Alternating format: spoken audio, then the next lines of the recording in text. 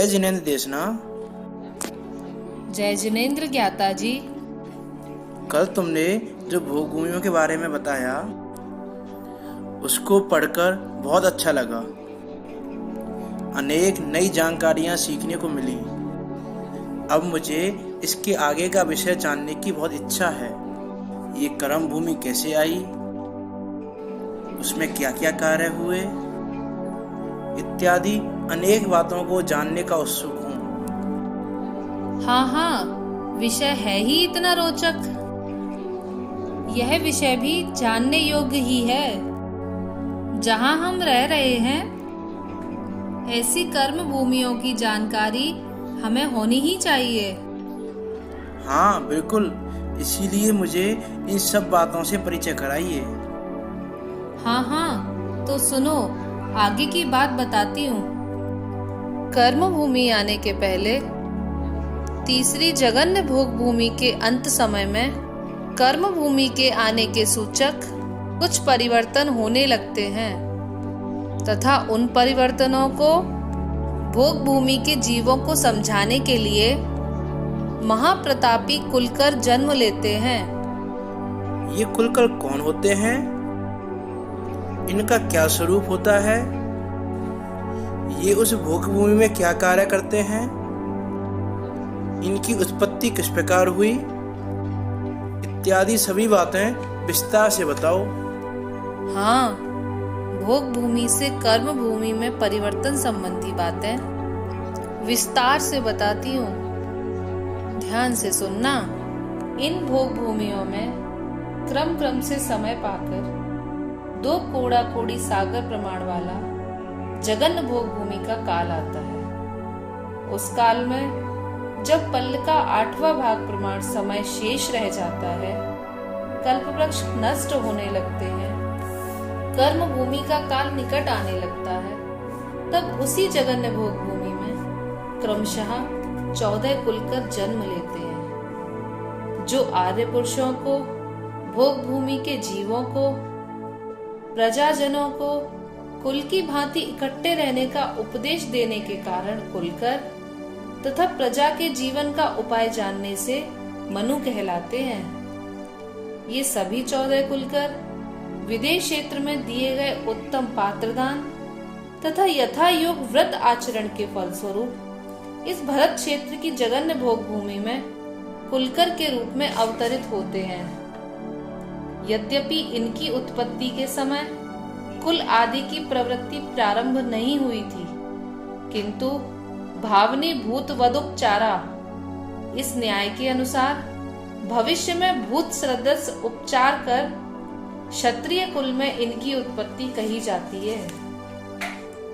इनमें से कोई कुलकर तो जाति स्मरण एवं कोई अवधि ज्ञान से सहित होते हैं तथा धीरे धीरे नष्ट होते हुए कल्प वृक्षों के अभाव में उस भोग भूमि की प्रजा का राजावत यथा संभव परिपालन करते हैं। क्योंकि भोग भूमि की सारी व्यवस्था कल्प वृक्षों के अधीन रहती है, अतः जब कल्प वृक्ष क्रमशः घटने लगे तब इस जगन्य भोग भूमि में सबसे प्रथम प्रतिश्रुति कुलकर हुए।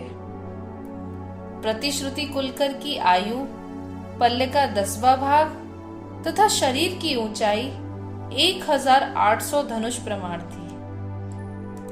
जब ज्योतिरंग जाति के कल्प वृक्षों का प्रकाश क्रमशः क्षीण होने लगा, तब प्रजाजनों ने किसी समय आषाढ़ सुदी पूर्णिमा के दिन सायंकाल के समय आकाश के दोनों भागों में अर्थात पूर्व दिशा में उदित होता हुआ चमकीला चंद्रमा और पश्चिम दिशा में अस्त होता हुआ सूर्य देखा, जिन्हें देख प्रजाजन भयभीत होने लगे कि अरे, ये आकाश में क्या दिखाई दे रहा है। तब भयभीत प्रजाजनों के भय को दूर करते हुए प्रतिश्रुति कुलकर ने कहा, हे बद्ध पुरुषों, तुम्हें ये जो दिखाई दे रहे हैं वे सूर्य चंद्रमा नाम के ग्रह हैं। ये महाकांति के धारक हैं तथा आकाश में सर्वदा घूमते रहते हैं। अभी तक इनका प्रकाश ज्योतिरंग जाति के कल्प वृक्षों के प्रकाश के सामने नजर नहीं आता था, इसलिए दिखाई नहीं देते थे। परंतु अब चूंकि काल दोष के कारण ज्योतिरंग कल्प वृक्षों का प्रकाश कम हो गया है, इसीलिए दिखाई देने लगे हैं। इनसे तुम लोगों को डरने की आवश्यकता नहीं है, अतः भयभीत मत हो। इस तरह पहले कुलकर प्रतिश्रुति ने सूर्य चंद्र का स्पष्ट ज्ञान कराकर प्रजाजनों के भय को दूर किया।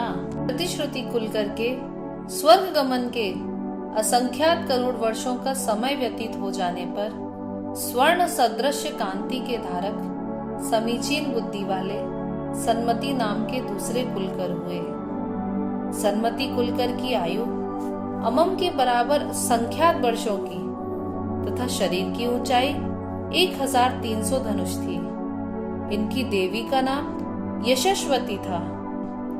इन कुलकर के समय में ज्योतिरंग जाति के कल्प वृक्षों की कांति बहुत ही मंद होने से सूर्यास्त के पश्चात अंधकार एवं आकाश में तारागणों का समूह प्रकट हुआ, जिसे देखकर भोग भूमि के मनुष्य व तिर्यंच डरने लगे। तब सन्मति कुलकर ने क्षणमात्र विचार करते हुए कहा, हे प्रजाजनों, कालवश ये ज्योतिरंग कल्पवृक्ष सर्वथा नष्ट हो चुके हैं। इस कारण प्रकाश के अभाव में आकाश में इस समय अंधकार के साथ साथ तारागणों का समूह भी फैल गया है। परंतु तुम लोगों को इनकी ओर से भयभीत होने की आवश्यकता नहीं है। अंधकार और तारागण तो सदा रहते थे, किंतु पूर्व में ज्योतिरंग जाति के कल्प वृक्षों के कारण नजर नहीं आते थे, सो आज कालवश प्रकट हो गई। आज से सूर्य, चंद्रमा और तारे आदि का उदय एवं अस्त होता रहेगा तथा उससे दिन रात का विभाग होता रहेगा। ये ग्रह, तारा और नक्षत्र जम्बू द्वीप में स्थित मेरु पर्वत की नित्य प्रदक्षिणा किया करते हैं। इस तरह द्वितीय कुलकर सन्मति ने भोग भूमि के जीवों में उत्पन्न अंधकार एवं तारों के समूह संबंधी भय को दूर किया।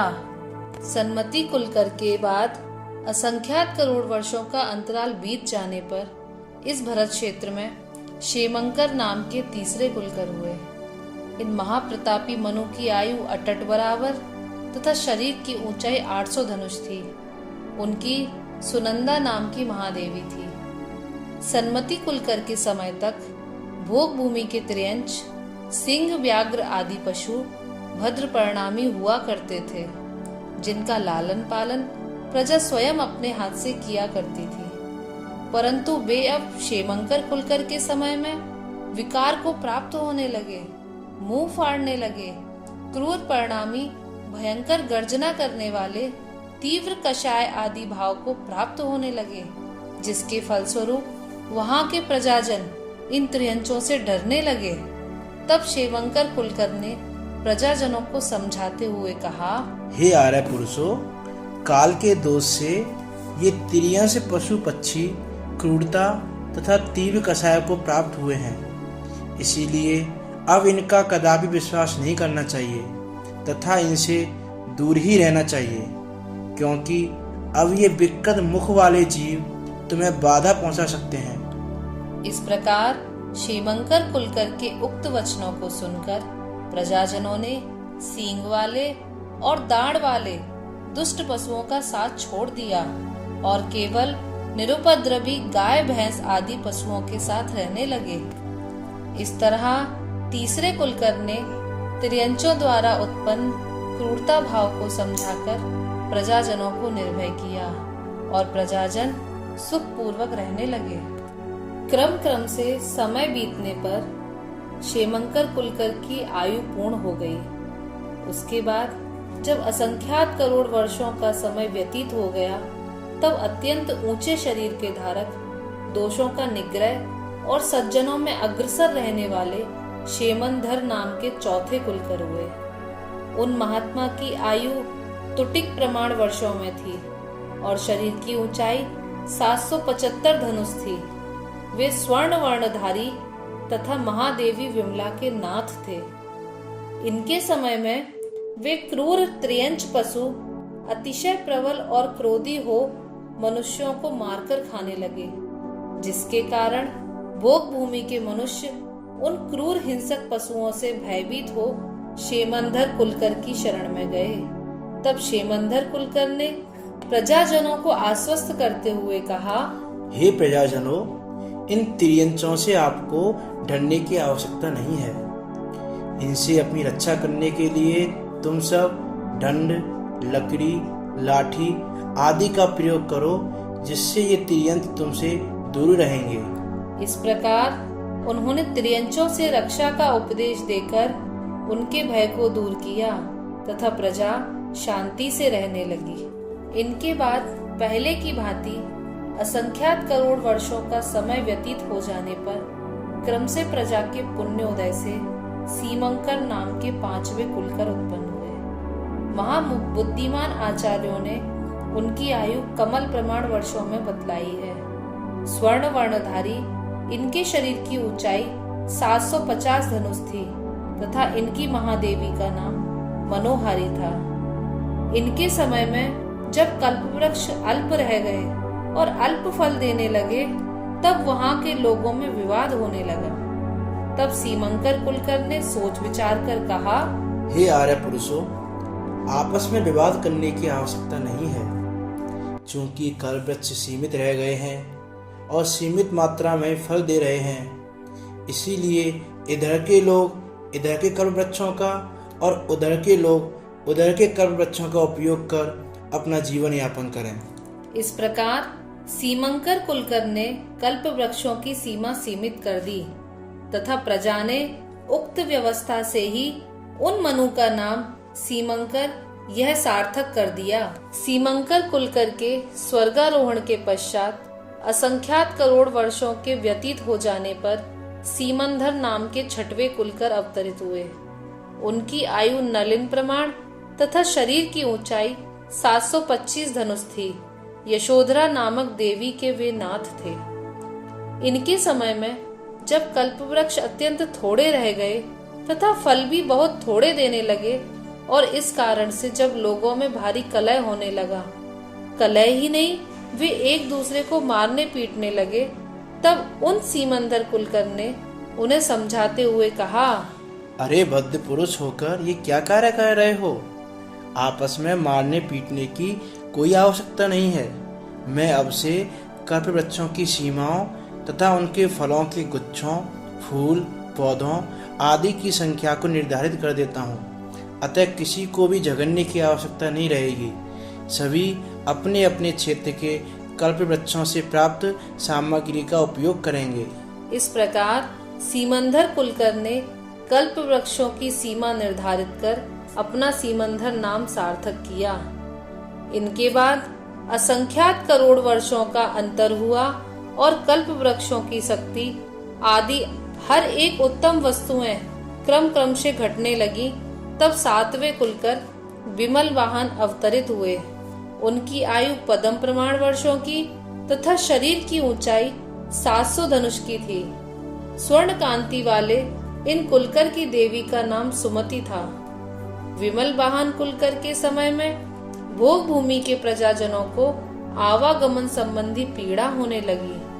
तब विमल वाहन कुलकर ने उनसे कहा, हे आर्य पुरुषों, अब से आप सभी हाथी, घोड़ा, ऊंट, बैल इत्यादि तिर्यंत पशुओं की सवारी करना प्रारंभ करो और अपने इस आवागमन संबंधी कष्ट को दूर करो।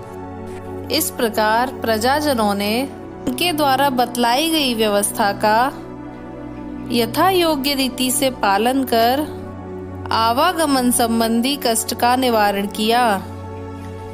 ये कुलकरों के समय की चर्चा तो बड़ी इंटरेस्टिंग है। अब जल्दी से 8वें कुलकर के बारे में भी बताओ। बताऊंगी ज्ञाता जी, जरूर बताऊंगी, परंतु अभी समय हो गया है, इसलिए आगे के 7 कुलकर के बारे में आपको अगली बार विस्तार से बताऊंगी।